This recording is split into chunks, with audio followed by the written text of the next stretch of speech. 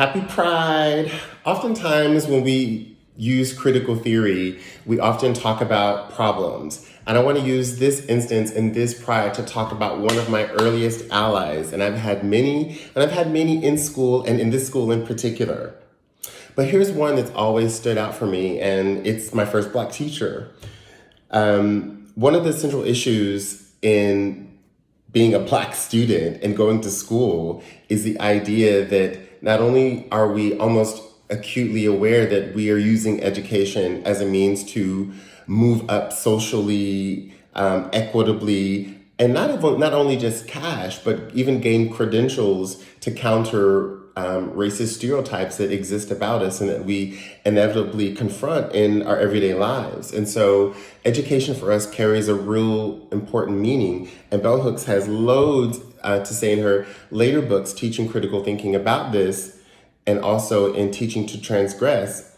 But here in Talking Back, because you know how she loves to talk to each audience in each book, she's talking back. And as you know, the notion of talking back is hearing that her great-grandmother, who used the name Bell, was a person who's known for talking back, is why she even adopted the pen name Bell Hooks. So when she talks back, and it's why it's one of my favorite books. And so, again, as I said, she has pages here devoted to us as Black professors and as Black educators in general of what should we be thinking about. But I want to give a shout out to a hero. So it says on page 67, students who strive to assimilate while covertly trying to remain engaged with Black experience suffer extreme frustration and psychological distress. In some circumstances, they may feel it necessary to act as though racism does not exist, that their identity as a Black person is not important. In other circumstances, they may deem it important to resist racism, to identify with Black experience. Maintaining this separation is difficult, especially when these two contradictory longings converge and clash. And she goes on to detail different kinds of experiences. And I'll give you some of my own. Because in the early 80s when we were starting to champion diversity, there was still a dearth of educated, just normal Black educated professionals in our sphere, both in popular culture and even in our immediate sphere that we could see around us in our world. You know, for us as Black children to say, well, I'm going to school, right? So what does an educated Black adult look like? And so I grew up in a working class neighborhood, in a very class mixed neighborhood, because I grew up in a Black neighborhood for the formative parts of my life. And so this meant that even though I was being trained from the get-go to go to university and to aspire to go to university, many of the people around me didn't have university education. So I was being taught to seek and something that many of the people around me didn't themselves have. And so already you can see there would be a disconnect breeding in many Black families over this singular issue.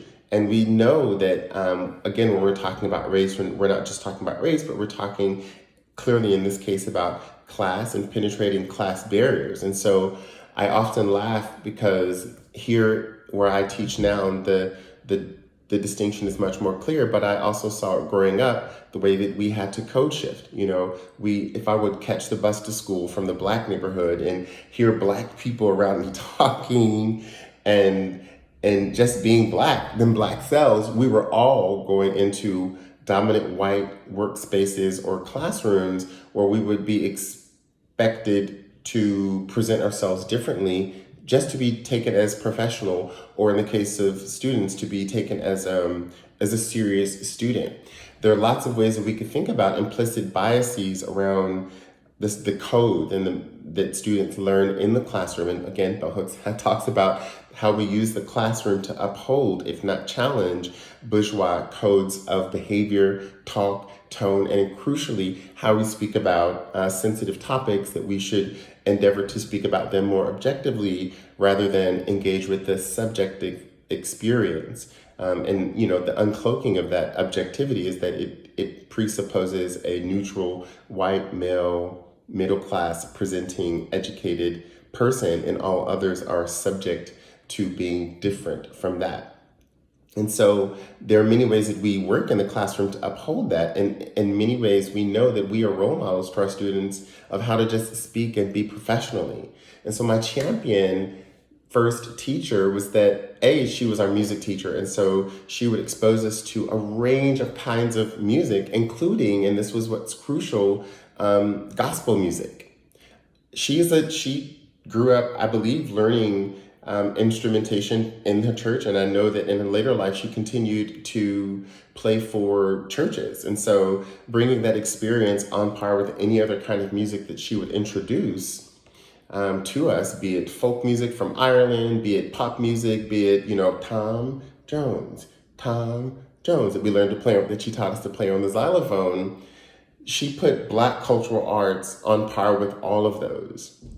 And equally, this is a classroom filled at least 50% with Black students, and she'd allowed that experience that all of us had, that cultural knowledge that we would have exposure that we had to this cultural art, to allow that to be in that space, to talk about it, how others would have experienced it and gotten to know about it. And so again, her being a Black teacher and seeing her switch codes and the way that she spoke to us, is what made her an early ally and champion for saying, okay, so yeah, she said she's from Louisville just like us. She was born and bred in the Western just like us. She went to university like we want to do. She married someone who went to university like we all hope to do. And yet chose to live like several of my Black teachers in that particular school chose to live, even though they maybe had the financial cash to live in a so-called middle-class white neighborhood. Many chose to live in Black neighborhoods. And as I said, you could see, I knew that she was also in a Black sorority, Blue Ski, shout out to my AKAs. And that through that work, she sometimes would drop little tidbits about how they would organize, do community work. And of course, just knowing that was a way that she stayed rooted in her own Black experience through university gave us something else to aspire to. So by the time 85 or 87, by the time school days came along, I knew I was going to pledge because my music teacher pledged. And it turned out, just shout out to us, she does have some Sigmas in her family, some Alphas too. But yes, the pink and green family is often quite blue. And so when I say an ally, she was someone who was authentically herself. And particularly when it comes to code switching in front of students, that she as an adult Black professional didn't feel that she could only bring her, as we call it, her telephone voice or her white voice to her work, that she would often play with language. And this was something that became very important. Our white teachers would do this as well. For example, we had a teacher who's deceased, may he rest in peace, Bill Monroe Layton, white man with fro, who would often talk about working class people, and particularly in Kentucky with our real extreme white poverty. I've had several teachers who would be open about their exposure to those cultures. And so what it means to be an ally, it doesn't just mean that you have to be like my music teacher and live in a Black community, but it does mean that you have to be open and engaged with people around you and true to your own colleagues, true to thine own self in all that you do. So many of us are used to dissimulation, as Book speaks extensively about in this book as well, disassociation, that we learn to, as we say, is literally I'm catching the bus from the Western, from 35th and Market to First. I take off my grandparents' Alabama accent and West End accent, and I start speaking in a more standard English way, literally as I go from 35th to First. To ask Black students to do that is to ask us to cut off, sever, and even value. I'm supposed to say that the way that my grandparents as cotton pickers speak and the way that they know the world isn't as valuable as I do because I hold a PhD.